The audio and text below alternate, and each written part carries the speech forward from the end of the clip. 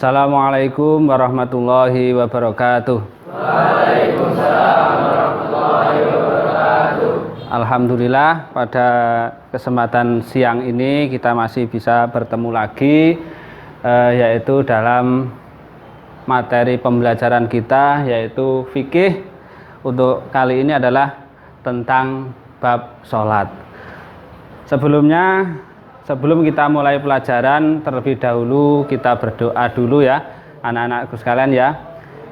Kita doa membaca Al-Fatihah. Ala hadiniyah wa ala kulli niyatin sholihah. Al-Fatihah.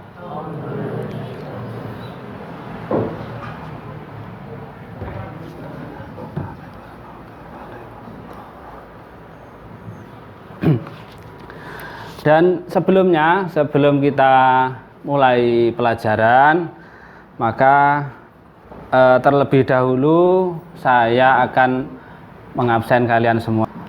Aditya Luhur Pambudi hadir. Kemudian Agustia Ferdinand Ganesha. Kemudian yang terakhir adalah Rifki Ramadhani hadir ya. Marilah anak-anak kita mulai pelajaran kita kali ini tentang bab zakat. Tapi terlebih dahulu kita akan coba mengulang materi pelajaran yang kemarin, yang minggu lalu, yaitu mengenai masalah sujud syukur. Masih ingat sujud syukur ya? Masih. Sujud syukur hukumnya apa, Mas? Sunnah. Ya bagus, betul ya anak-anak ya? Ya betul. Kemudian yang selanjutnya adalah rukun. Sekarang rukun sujud syukur kamu ada berapa? Ada 5. 5. Coba sebutkan. Niat, takbiratul ihram, sujud, salam, tertib. Alhamdulillah, berarti masih ingat. Oleh karena itu, kalau masih ingat, berarti kita lanjut pelajaran selanjutnya, yaitu mengenai tentang zakat.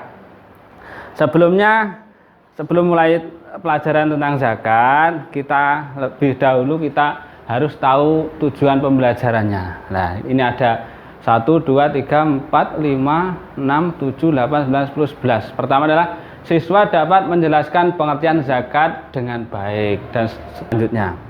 Kemudian mari kita mulai selanjutnya mengenai tentang zakat. Pertama adalah pengertian zakat. Seperti dalam layar ini, pengertian zakat menurut bahasa apa?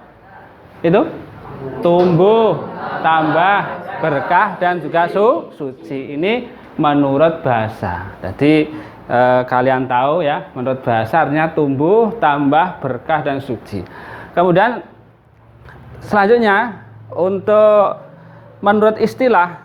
Nah, menurut istilah zakat adalah apa? Sejumlah data tertentu yang diwajibkan oleh Allah untuk diserahkan kepada orang yang berhak menerimanya dengan syarat-syarat tertentu. Ini adalah dalil tentang diperintahkannya zakat, yaitu Quran surat At-Taubah ayat 103 yang berbunyi khud min amwalihim shadaqatan tutahhiruhum wa tuzakkihim biha wa shalli alaihim inna salataka sakanul lahum wallahu sami'un alim. Ini adalah dalil mengenai tentang diperintahkannya zakat. Zakat itu terbagi menjadi 2. Jadi yang pertama adalah zakat fitrah, yang kedua adalah zakat mal. Jadi ada 2 itu, zakat fitrah dan juga zakat mal. Nah, disebut dengan zakat fitrah atau disebut juga zakat fitrah, disebut juga dengan zakat nafas atau zakat jiwa. Jadi setiap jiwa, yaitu zakat yang wajib dilakukan oleh setiap muslim ketika menjelang Idul Fitri pada bulan suci Ramadan. Kemudian yang kedua adalah zakat mal. Yang kedua adalah zakat mal.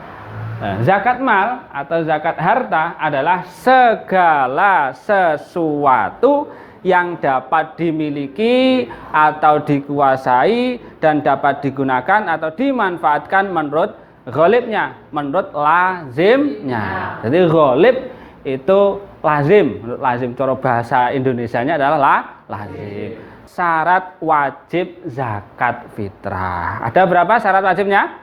3. Betul sekali. Yang pertama adalah beragama Islam. Kemudian yang kedua adalah orang itu hidup sewaktu terbenamnya matahari di hari terakhir bulan Ramadan, kudu masih hidup. Kemudian yang ketiga, mempunyai kelebihan harta dari keperluan makan. Nah ini mempunyai kelebihan harta dari keperluan makanan untuk dirinya sendiri dan keluarganya yang menjadi tanggung jawabnya. Kemudian kita lanjutkan lagi mengenai waktu mengeluarkan zakat fitrah. Kapan? Nah, waktu yang diperbolehkan yaitu sejak awal bulan Ramadan sampai akhir bulan Ramadan. Nah, kemudian yang selanjutnya waktunya itu terbagi menjadi 3. Sing pertama, waktu yang diutamakan. Nah, yang kedua, waktu yang lebih baik. Yang ketiga, waktu yang tidak diperbolehkan. Sekarang, kapan waktu yang diutamakan? Kapan? Mulai terbenamnya matahari pada akhir bulan Ramadan, itu adalah waktu yang diutamakan. Nah, kemudian yang kedua, waktu yang lebih baik, yaitu kapan? Dilaksanakan setelah sholat subuh, sebelum pergi melaksanakan sholat Idul Fitri. Kemudian yang ketiga adalah waktu yang tidak diperbolehkan, yaitu kapan? Membayar zakat fitrah setelah sholat Idul Fitri karena dianggap sebagai sedekah biasa. Jadi semacam itu. Paham ya? Sampai sini sudah paham ya? Ya. Kalau sudah paham, kita lanjutkan kembali. Ya. Sekarang orang yang tidak wajib dibayarkan zakat fitrah, siapa saja? Yang pertama adalah istri yang durhaka. Kemudian yang kedua adalah istri yang kaya. Nah, kemudian yang ketiga adalah anak yang kaya karena mampu membayar sendiri, namun boleh juga orang tuanya mengeluarkan baginya zakat fitrah. Lanjutnya, yang keempat adalah anak yang sudah besar atau mampu menafkahi dirinya sendiri atau sudah berusaha. Yang terakhir, budak. Nah, budak yang kafir. Kalau muslim masih, kalau kafir ini tidak boleh. Nah, kemudian selanjutnya adalah sesuatu dapat disebut dengan mal. Ini kita menuju ke zakat mal. Nah, sesuatu yang dapat disebut dengan mal atau harta apabila memenuhi berapa syarat? 2 syarat. Yang pertama adalah dapat dimiliki, disimpan, dihimpun, dikuasai. Kemudian yang kedua adalah dengan ghalibnya, misalnya rumah, mobil, ternak, hasil pertanian, uang, emas, perak, dan lain sebagainya. Ghalib, kaprah, kalau bahasa Jawanya. Nah, kemudian kita lanjutkan kembali tentang syarat wajib zakat mal. Nah, ada pertama adalah Islam, kudu orang Islam, harus orang Islam. Kemudian yang kedua adalah balik. Kemudian merdeka. Jadi kalau orang non Islam tidak boleh. Kalau orang anak masih kecil belum balik tidak wajib zakat mal. Kemudian merdeka, tidak budak. Milik sendiri dan berkuasa penuh menggunakannya. Jadi hartanya itu milik sendiri, bukan milik orang lain. Kemudian mencapai nisab. Yang terakhir adalah mencapai 1 tahun atau haul. Harta apa saja yang wajib dizakati dan juga nisabnya? Yang pertama adalah hewan ternak. Nah, hewan ternak ada unta, kambing, sapi, dan juga kerbau. Kemudian apa saja Yang kedua adalah selanjutnya adalah emas dan perak. Emas, untuk sekarang kita bahas emas. Kalau emas ini nisabnya berapa? 85 gram. Jumlah yang harus dizakati adalah 2,5%. Kemudian yang kedua adalah perak. Nah, kalau perak ini 595 gram. Jumlah zakatnya sama dengan emas, yaitu 2,5%. Kemudian selanjutnya adalah syarat wajib zakat emas dan perak. Syarat wajib zakat emas dan perak yang pertama adalah pemiliknya orang Islam. Kemudian yang kedua adalah pemiliknya orang Islam yang merdeka. Kemudian milik sendiri, bukan milik orang. Kemudian sampai nisabnya. Nah, sudah sampai nisabnya. Kalau nisabnya emas tadi 85 gram. Kemudian makanan itu ditanam oleh manusia. Nah, kemudian makanan itu mengenyangkan.